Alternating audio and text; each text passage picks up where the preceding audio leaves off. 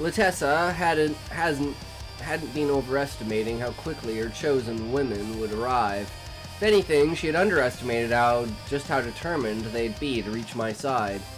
There were six new frame lines parked by my treehouse within an hour's time, and an additional 2 shortly after that. Final 2 craft held all 3 of the remaining women.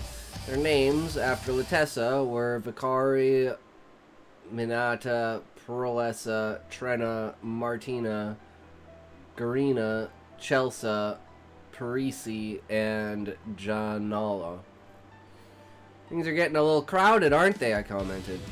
I don't mind how close we have to sleep, Trena stated, and all my new wives nodded in emphatic agreement. You're sure? Perolessa asked timidly. We don't have the greatest reputations, or looks. I glared at her. Now that will be quite enough of that. Reputations created by a monstrous people that have still failed to realize how evil they were don't matter in the slightest. As to your looks, I won't tolerate any wives denying how amazingly beautiful they are. If we didn't need to eat dinner, I'd already be stripping the lot of you for a night's fun. Trust my opinion on how you look, at least if you need anyone's opinion besides your own, that is. Exactly so, sisters. You are beautiful, even in my eyes. I hope you won't mind if I attend to you as well, commented Cora, her wolf tail wagging fiercely in excitement.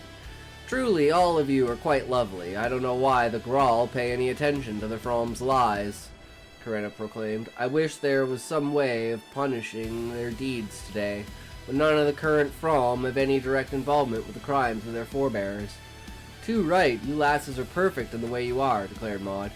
Tad tall for my kind, but then who isn't? Giggle. You included my people in that list, Maud, asked Miley. Well, okay, yeah, got me there. You got me there. I suppose Georges ain't that tall either. Georges came in from the side to hug Maud with obvious affection.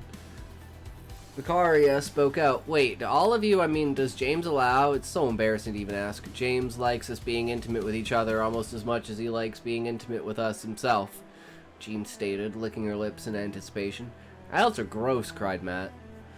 I ruffled his hair and scratched his raccoon ear. Sorry, buddy, but adults are gross, and you will be just as gross when you're old enough. You're like 13, right? He nodded.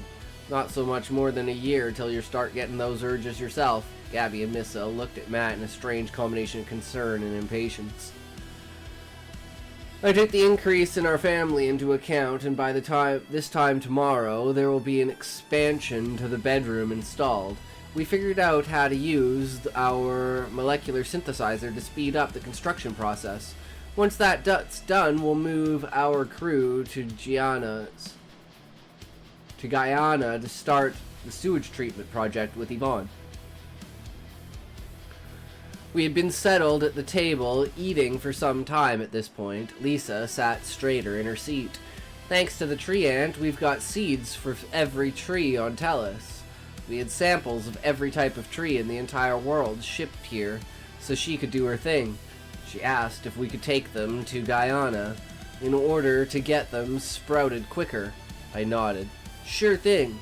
Anything to jumpstart the improvements to the forests of Tellus is a go for me. You don't even need to ask, just make the arrangements.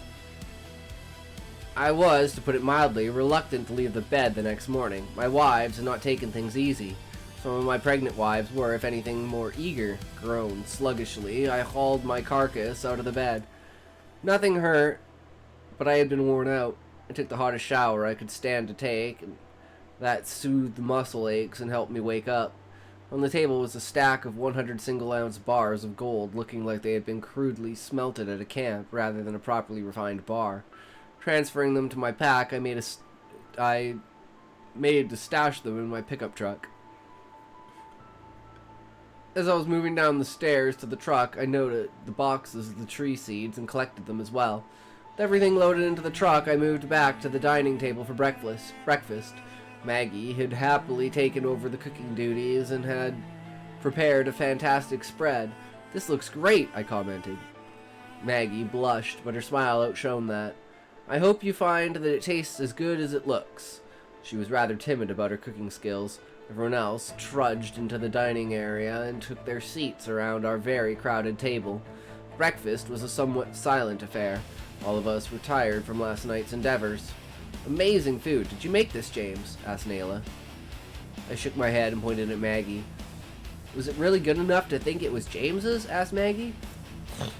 Marta hugged her. You bet it was. Karenna looked amused. I wish I could comment, but lacking the ability to eat, I'm stuck with just watching. It did smell just as good as James's cooking does.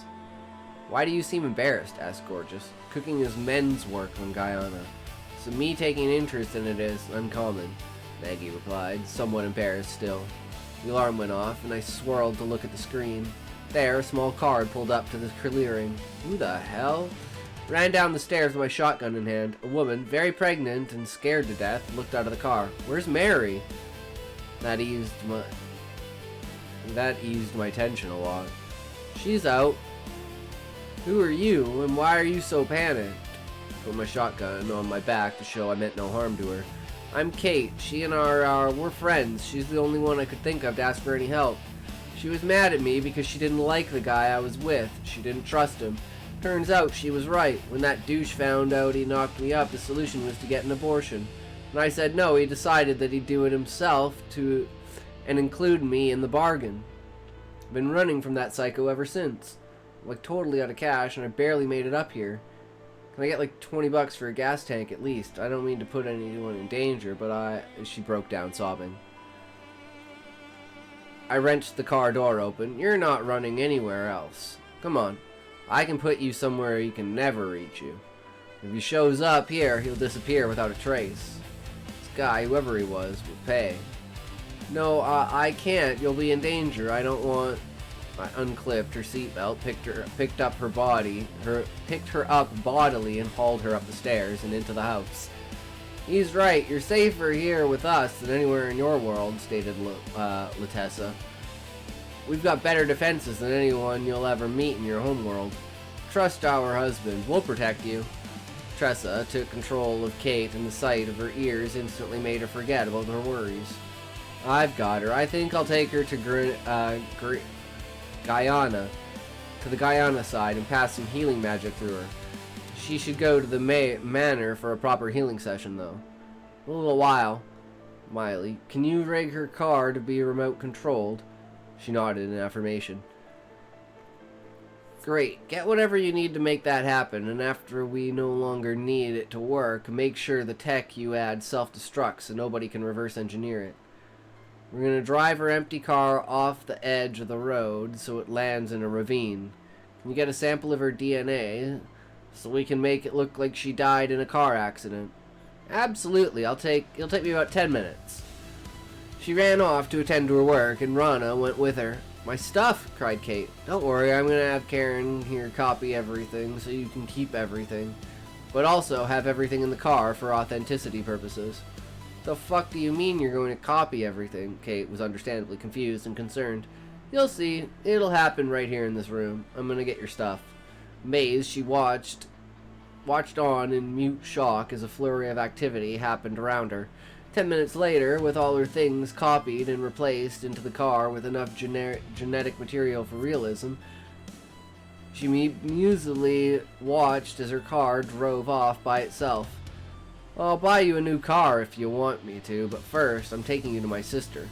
There are better healers there.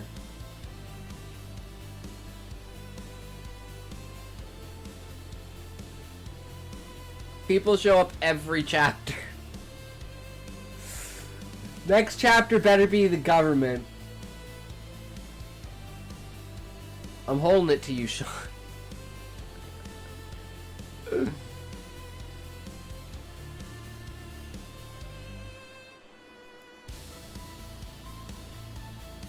I need more conflict. Not that quick, but he's got his scope of vanilla now. Nice.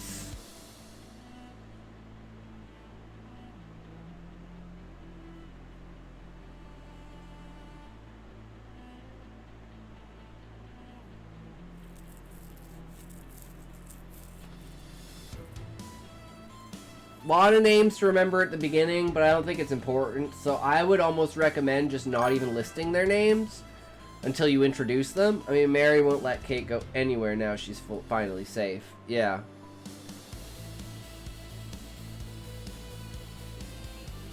Sounds about right. And then Mary also has like a friend that's like someone from Earth, right? So it's like she's not like alone in the world, essentially, right?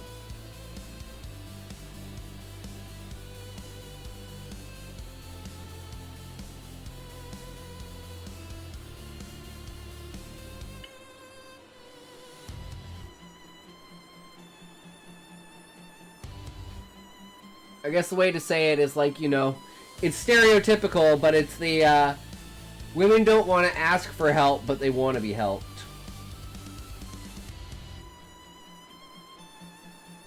It's like, I'm a strong, independent woman. I don't need to ask for help. Can you help me?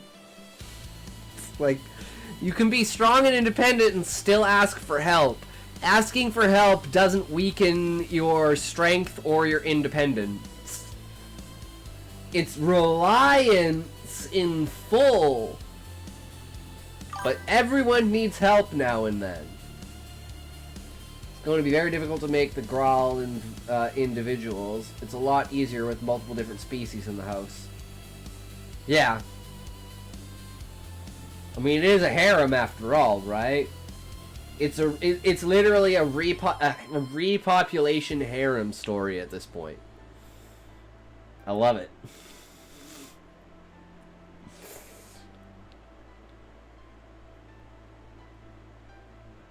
Yeah, boom. Boom, bada bing, bada boom. Another one.